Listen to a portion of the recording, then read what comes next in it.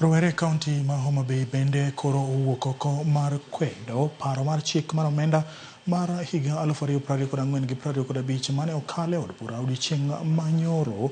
Rowerego wacho ni gisiro lwedo rowere wetegi ka giwacho ni mae thuolo ma nyaka piny owacho winj duondgi kaka rowere ma osebedo ka neno matek e pacho kae nikech ochumi mar Kenya mani malo.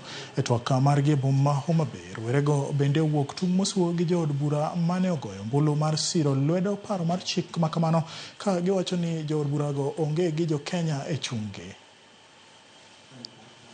Podwa ling, lakini waneno ka sirikal oduogo ling kendo gido winjo duondwa rowere kaka kaunti ka. Kendo wacho ni next week Tuesday I call upon all youths ma Bay County ka rowere king'eni nyathi school in rawere mutieko school ja piko ng'ata Tuesday wadhi e ndara. Yudo ka mostly majorly youth sani as per now gionge tich. Yudo ka ng'eny gi timo biashara matindo tindo. Yudo ka ng'ato boko tong' e streets and mane kama wane are living.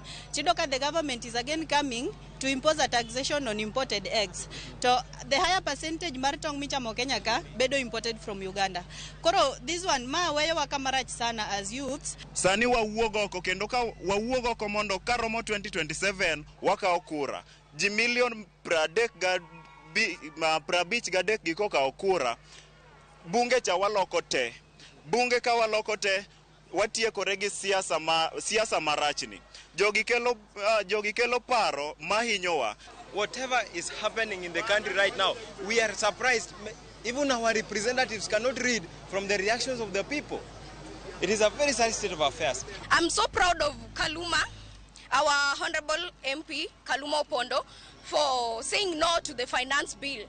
And on Tuesday, we are going to riot as Homa Bay Gen Zs, and I'll be the front line of it.